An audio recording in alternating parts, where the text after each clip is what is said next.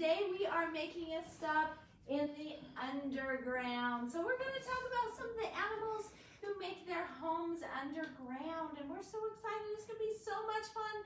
So we're going to do like we've done previous weeks. We'll start with the book, then Miss Rosalie is going to show us our craft, Miss Suzanne will show us our activity, and we'll finish with our snack. So we're going to read What a Treasure, and this is about a very cute little mole who's digging for treasure. The day Mole got his new shovel, he started to dig for treasure. Good luck, said his father. Have fun, said his mother. I bet you won't find any treasures worth keeping, said his brother. What a doubter. Mole dug. He dug until he found a twig. Bird flew down. Oh, what a treasure, he chirped. It's just what I need for a sturdy nest. Why don't you keep it, said Mole, and he began to dig some more. Mole dug and dug until he found a shell. Snail crept over. Oh, what a treasure, she exclaimed. It's a very pretty shell. It's just what I need for a cozy house. Why don't you keep it, said Mole, and he began to dig some more. Mole dug and dug and dug. He dug until he found an acorn. Squirrel scampered near. Oh, what a treasure, he chattered. Ooh, I'll bet our friend Doreen would have liked that treasure too. It's just what I need for a delicious dinner. Why don't you keep it, said Mole, and he began to dig some more. Mole dug and dug and dug and dug. He dug until he found another hole. Oh, what a treasure, Mole shouted, as up popped a little mole. You are just what I needed, and just what I need and want. Ah, friend. Oh, those two cute little moles. What luck, said his father. How fun, said his mother. I bet you'll want to keep this treasure, said his brother. Of course. Why not, asked Mole. Of course, answered Mole's new friend. Then Mole and his friend began to dig some more. I like, however, that they are sitting in their little house reading a book. So, all right, we're going to go on to, Miss Rosalie is going to show us our craft. Good afternoon, friends. All right, we are doing the underground. So today we are going to make a little armadillo. I learned a lot about armadillos that I did not know before in learning about this craft. So in your kit, you'll have a sheet like this. Yours is like a tan color, and this is your template. You'll also have a paper lantern. So you're gonna end up opening it like this. And it has a metal bracket. And you'll have some pieces of brown foam and a fluffy giant pipe cleaner, which are really cool. Let's see. Oh yeah, and googly eyes. Don't forget your eyes. Okay. And then what you're gonna need from home is a good bit of stuff, but easy to find. So you'll need some scissors, some sort of glue, and I'm gonna use our fun glue dots, like a brown and pink kind of colored crayons, and then like a pen or marker to do your tracing. Okay. So to start out, which I did already, you're gonna cut out your head, your ears. You can cut out your paper tail if you want to use that instead of a fluffy pipe cleaner. And then you're going to have two different kinds of feet. All right. So you're going to have either a large piece of brown foam or two small pieces. And so you're going to be able to just trace, each of the feet twice, because you'll want front feet and back feet. Okay. And so to trace it, you just make sure you put your template on the foam, and then you'll just draw around the edge. All right, so I have my feet ready and cut out there. All right, so now once you have your head ready, you're going to want to do some of these details first. Okay, so we're going to you want to take like a crayon, a round crayon, maybe gray even if you like, and you're going to peel the paper off, and that makes it easier to rub it on the table, on a flat surface, but on your paper. Okay, and that's going to kind of give your armadillo head some texture. And then armadillos actually have like a little pink nose. You can go ahead and give them a little pink nose. And then don't forget your eyes. Okay. Now armadillos have very tiny eyes and they have very poor eyesight. They are underground and they have their faces in the ground often to find the little bugs and things that they eat in the dirt. So they use their smell from their very long snout, and they also can use their snout to kind of like shovel out the dirt in front of their head, and then they'll be able to use their claws, dig out and eat all kinds of interesting things, even snails. All right, so the last thing you're going to want to do is kind of fold your armadillo head in half just a little bit. Okay, so it has a little shape. All right, now, oh yes, we're gonna make the body. So this will be a little tricky, so you might need some grown-up help. Okay, so there are two parts to the lantern's bracket, okay? One part has this loop, and the other part has these little hooks, right? Now the hook end is gonna actually go in to go onto the feet in the paper lantern, okay? I have to kind of bend it a little, get it in there. So now here are the white feet. You'll want those little bent parts to hook onto. And then the other end of the bracket will hold the paper lantern. Okay, you just have to catch the ends.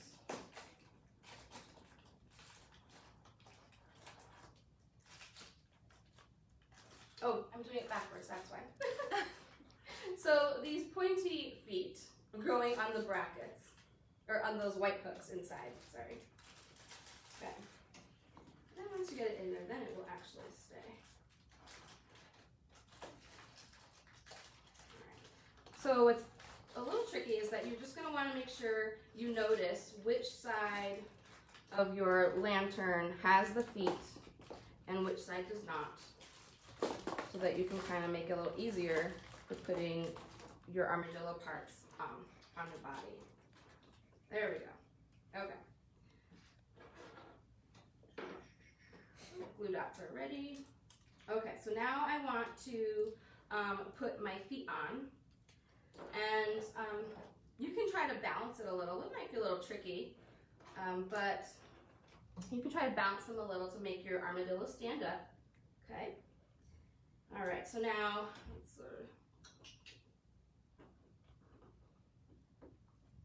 okay, so now we've got, this is the single metal rod, okay, and so that part will be the tail. All right, so now here's my front. I'm gonna put on all my feet. Okay, just stick them on there. I'm not gonna try and balance mine right now. You can notice there's the two kinds of shaped feet. So the armadillo's front feet are gonna be wider, kind of webbed looking. They're gonna have their sharper claws, again, to help them dig in the dirt. And then they have their other little back feet. Now, the interesting thing also about armadillos is that these front feet can like help them swim. Then when armadillos are trying to like cross like a really short, shallow part of water, they can kind of walk through the water. But if it's a little bit deeper, and they're not going to swim like miles, but if it's a little deeper, they can swim. They kind of suck in air into their intestines, and it makes them float like a life preserver would float around your head. And then they use their legs to help them paddle like a doggy paddle, like you might do in the pool. All right, so now for the head, I'm just going to put some glue dots like where on the back side of the forehead kind of part.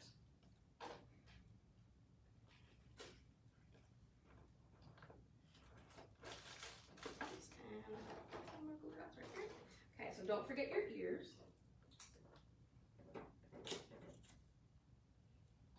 And for your ears, to make them stand up, you can kind of give it a little bit of a fold for a ridge, if you'd like.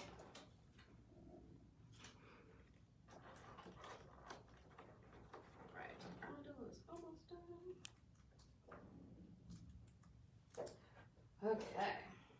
Now, when you take your armadillo outside, don't forget that you are going to be hunting for bugs to eat. Okay.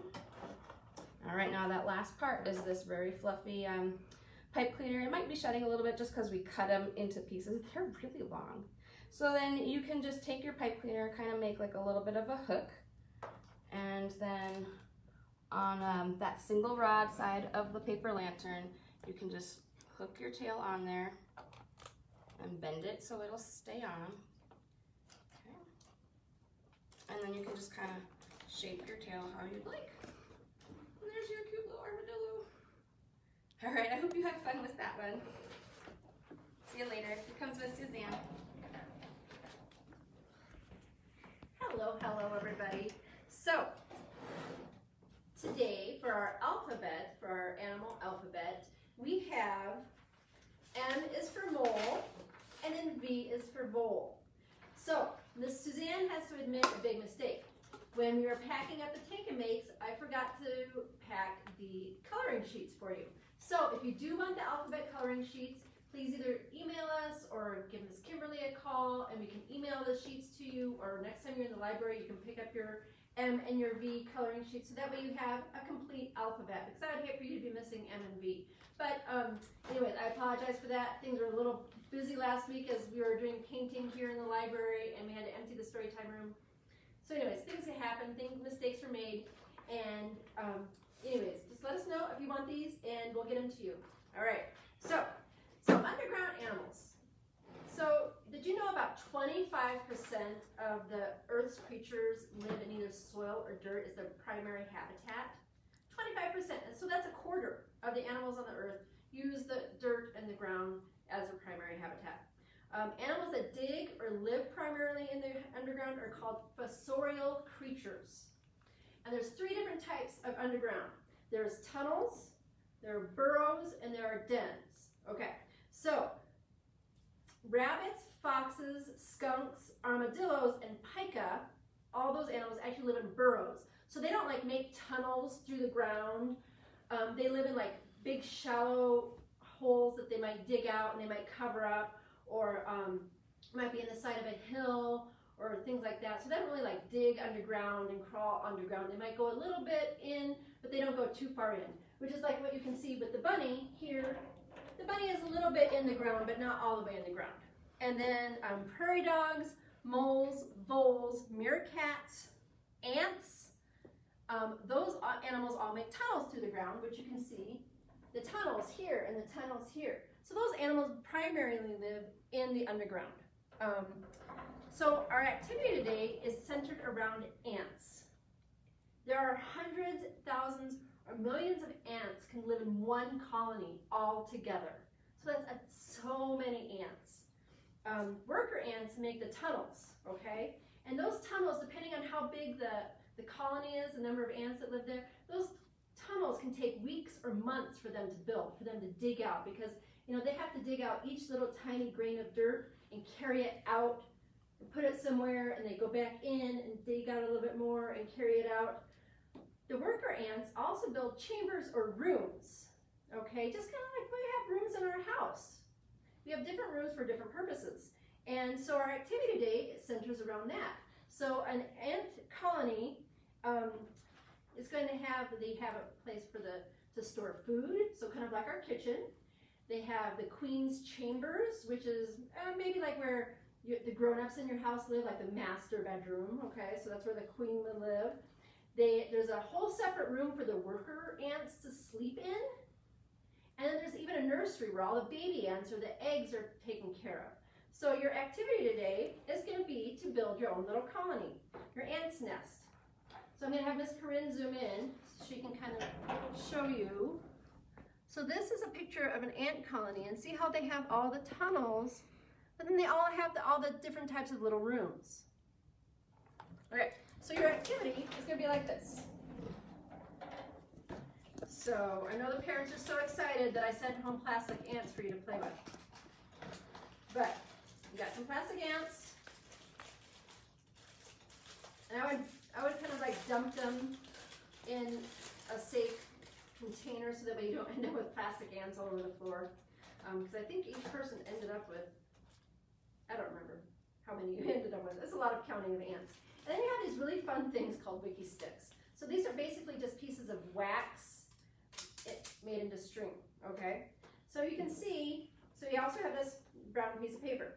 So you can see on my piece of paper, I kind of started with my wiki sticks, kind of like making a room. So I made like a room here, and then I went up and make a room here, and then I also have my tunnel. So I'm gonna make a couple more rooms so you can sort of see what I'm doing, what my idea is.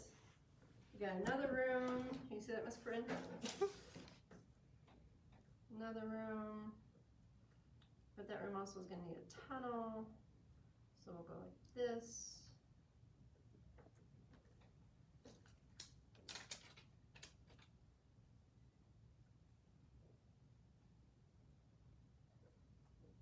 Okay. So the idea is when you go to do this, you want to make rooms. You want to have like a queen's chamber. You want to have a chamber for food, a chamber for sleep. Oh, they even have winter chambers. Some of their winter chambers are going to be a little bit different than their summer chambers. So it might be a little bit deeper in the ground where it's warmer, where their summer chambers might be up higher for coolness. Or it could be opposite. I'm not exactly sure. And then you're just going to take your little ants and you can just kind of put them in there and see and show how your ants live in their little colony.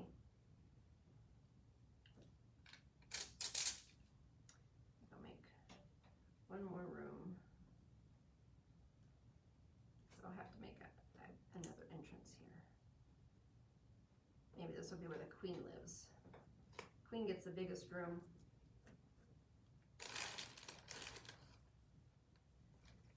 Okay. So there you go. There's your ant colony. That's all I have for you today. Thanks so much, everybody. We'll see you next time.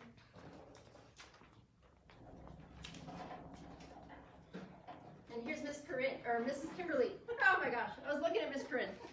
Whoever. All right, so we have a super fun snack, and this is the first snack that we came up with for the summer.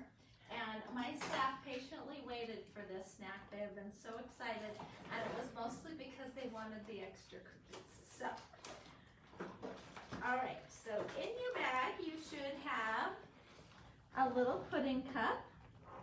You'll have a bag that has your cookies in there, and then you'll have another little cup here that's got a couple of different things. It's got some coconut, and it's got some M&Ms, and it's got some butterscotch chips. So I tried to avoid anything with peanut butter, but I know there also can be some coconut allergies, so just be aware that that is coconut. Miss Corinne is allergic to coconut, so her little groundhog here would have to be toothless. So, all right, so we have all those. I dumped my my little packet of things out so that I have access to it. So the first thing we're going to do is make our little groundhog. So we're going to make him out of our Milano cookie, okay? And we are going to use our pudding as our glue. So I'm going to open my pudding. Try not to get it everywhere. And I'm going to take just a little bit of that and just kind of spread it on the top half here of my cookie. Just enough that I'm going to want to try to make a face there. I probably went a little high, but that's okay. And then, throwing things. All right, now, your butterscotch cookies. We're doing well. The butterscotch chips, they need to lay flat so that they make little cheeks. So we got to get these ends off. So you can cut them off if you want, or you can bite them off. I'm just going to bite mine off. So take two of those and bite them off so they'll lay flat. And then I'm going to give him his little eyes. Oops, I put his eye upside down. All right.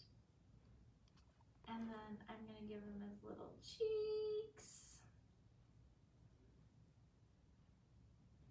And then I'm just going to pick a couple of pieces of the coconut that I think will make good teeth. And just kind of stick them. Oops, I broke that one. Up in there as well, so that they get into that frosting, so they stay. And then you can wipe a little bit of the pudding off there if you like Miss Miss Kimberly got a little bit carried away there. All right, then he needs ears. So we have some M&Ms, and I had my teens put more M&Ms in there than you actually need because it seemed really mean to send you one M&M. So, but you only need one M&M, and you're gonna cut it in half, so that would be a good thing to have a big person do for you. And then on the top of your cookie here, there's a little bit of frosting sticking out there. So if you just kind of stick it on there, works a little better if your cookie has, if the frosting has melted just a little bit. Apparently mine is not very melty. But so you're gonna give him ears. I swear it works.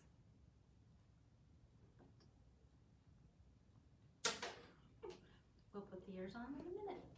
All right, so then what we're gonna do is we're gonna give him a place to live because he lives underground, right? So our pudding is gonna be the main part of our dirt. We're gonna give him a little bit of dirt on top. So we're gonna take our Oreos, and I'm just gonna take, oh my gosh, the top piece off of both cookies. And the other piece you can just eat. I should have grabbed another plate, apparently. But we're gonna crush the cookie. So I'm gonna use the back of a spoon and kind of use that and my fingers to crush it up so that it looks like we're making dirt. All right, and then we're going to see if we can get those ears to stick back on, but I'm gonna stick my little groundhog in there. See if we can get at least one ear on there.